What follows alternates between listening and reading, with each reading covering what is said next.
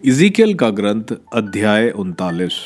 और मानव पुत्र, तुम गोग के विरुद्ध भविष्यवाणी करते हुए ये कहो, प्रभु ईश्वर यह कहता है, गोग, मेशेक और तबूल के राजा, मैं तुम्हारे विरुद्ध हूँ। मैं तुम्हें मोड़कर आगे बढ़ने को प्रेरित करूंगा और तुम्हें उत्तर के सुदूर भागों से लाकर इज़राइल के पर्वतों पर आक्रमण कराऊंगा। तब मैं तुम्हारे बाएं हाथ से तुम्हारा धनुष छटक कर गिरा दूंगा और तुम्हारे दाहिने हाथ से तुम्हारे तीरों को छूट कर गिराने दूंगा। तुम्हारे सभी सैनिक और तुम्हारे साथ के राष्ट्र इज़राइल के पर्वतों पर मरकर गिर जाएंगे। मैं तुमको सब प्रकार के शिकारी पक्षियों और जंगली पशुओं का आहार बनाऊंगा। तुम खुले मैदान में गिर जाओगे, क्योंकि यह मैंने कहा है। यह प्रभु ईश्वर की वाणी है। मैं मैगोग और समुद्र तटवर्ती क्षेत्रों में सुरक्षित रहने वाले लोगों पर आग बरसाऊंगा। तब वह यह जान जाएंगे कि मैं ही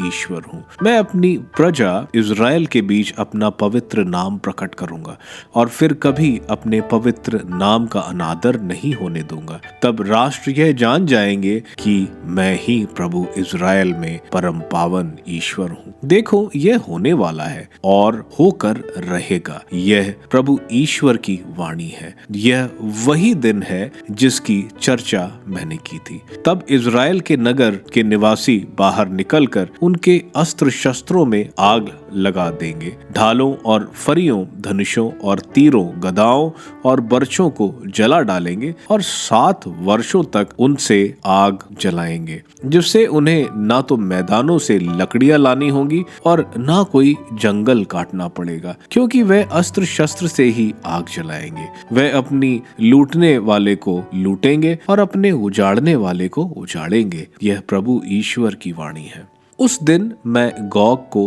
दफन के लिए इज़राइल में एक स्थान समुद्र के पूर्व में अवस्थित अबरीम की घाटी प्रदान करूंगा। यात्री उससे ही होकर नहीं जा सकेंगे, क्योंकि वहां गोग और उसके सभी सैनिक दफन किए जाएंगे। वह हमोन गोग की घाटी कहलाएगी। देश को शुद्ध करने के लिए इज़राइल का घराना 7 महीने तक उन्हें दफन करता रहेगा।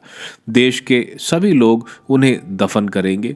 वह दिन उनका सम्मान बढ़ाएगा जब मैं अपनी महिमा प्रकट करूंगा। यह प्रभु ईश्वर की वाणी है। वे देश में निरंतर यात्रा करते रहने के लिए आदमियों को नियुक्त करेंगे और वे देश को शुद्ध करने के लिए उसके ऊपर पड़ी हुई लाशों को दफनाएंगे। वे 7 महीनों तक उनकी खोज करेंगे। जब उनके देश से गुजरने पर कोई व्यक्ति मनुष्य की हड्डियां देखेगा तो वह उनके पास चिन्ह गाड़ देगा, जब तक दफनाने वाले उनको होमान गोग की घाटी में दफना न दे। वहां होमाना नामक नगर भी है। इस प्रकार वे देश को शुद्ध करेंगे। और मानव पुत्र, प्रभु ईश्वर तुमसे यह कहता है, तुम सब प्रकार के पक्षियों और मैदान के सभी पशुओं से यह बोलो, एकत्र हो जाओ, उस बलि भोज से सभी दिशाओं से इकट्ठे हो जाओ। इज़राइल के पर्वतों पर दिए गए भारी बलि भोज में जो मैं तुम्हारे लिए आयोजित कर रहा हूँ। तुम मांस खाओ और रक्त पियो।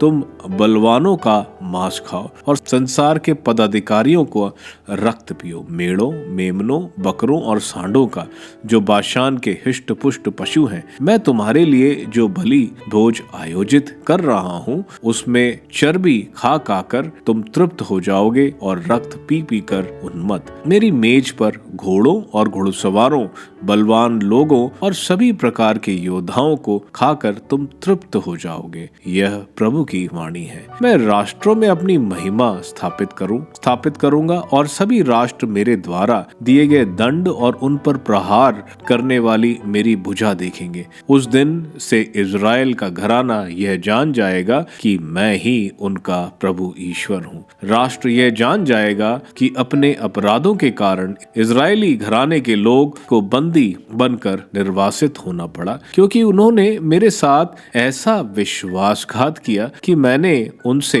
अपना मुंह छुपा लिया, उन्हें उनके शत्रुओं के हाथ कर दिया और उनसे सब के सब तलवार के घाट उतार दिए गए। मैंने उनकी अपवित्रता और पापों के अनुसार उनका न्याय किया और उनसे अपना मुंह छुपा लिया। इसलिए प्रभु ईश्वर ये कहता है, अब मैं याकूब का भाग्य फेर दूंगा और इज़राइल के समस्त घराने पर दया दिखलाऊंगा। मैं अपने पवित्र नाम के लिए ईर्ष्यालु रहूंगा। तब वे लोग अपना अपमान और मेरे विरुद्ध किए गए अपने समस्त विश्वासघात भूल जाएंगे, जब वे अपने देश में, जहां उन्हें कोई आतंकित करने वाला नहीं होगा, सुरक्षित निवास करेगा। जब मैं उन्हें राष्ट्रों में से वापस ले आऊंगा और उनके शत्रुओं के देशों से उन्हें एकत्रित करूंगा, तो मैं अनेक राष्ट्रों के सामने अपनी महिमा प्रमाणित कर दूंगा। इस प्रकार वे लोग यह जान जाएंगे कि मैं ही उनका प्रभु ईश्वर हूँ, क्योंकि मैंने उन्हें राष्ट्रों में निर्वासित किया था और उसके